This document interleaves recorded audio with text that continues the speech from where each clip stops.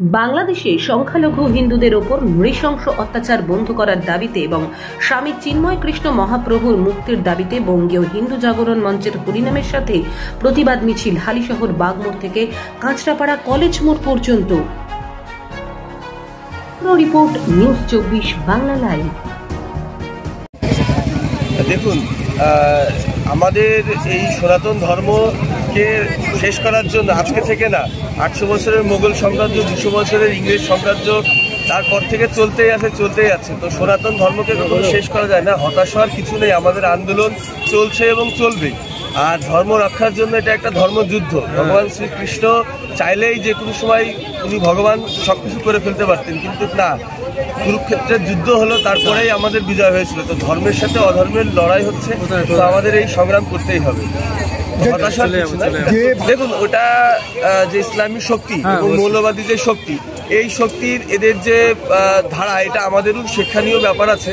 যে আমরা এখানে যখন আছি সনাতন ধর্মের লোকজনরা সংখ্যা গরিষ্ঠ হিসেবে, তো আমাদের একরকম, কিন্তু ওখানে সংখ্যা লঘু হয়ে যাওয়ার পরে হিন্দুদের সাথে কি হতে পারে, এটা পশ্চিমবাংলার হিন্দুদেরকে বাংলাদেশ দেখে শিক্ষা নিতে হবে।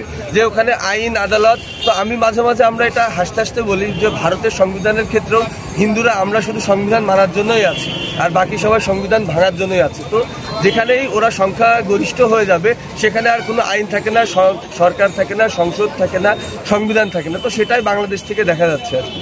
দেখুন, রাজনৈতিক দলে যারা আছে তারা তো রাজনৈতিকভাবে তাদের অঙ্ক কষবেই, সেই সব দলের ক্ষেত্রেই।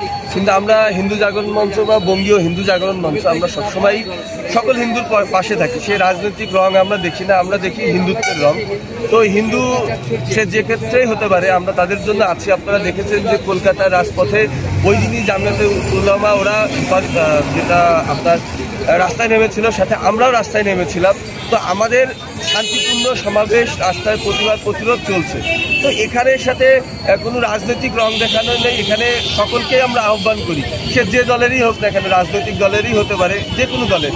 তারা যদি নিজেদেরকে হিন্দু মনে করে আসে আমাদের এই হিন্দু জাগরণ মঞ্চের যে কার্যক্রম, এই কার্যক্রমে সেটা তারা আসবে।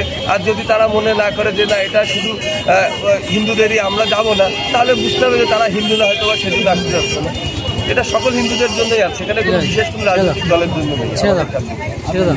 আমার নাম সাগ্নিক বিশ্বাস, আমি হিন্দু জাগরণ মঞ্চ ব্যারাকপুর জেলার সামনে।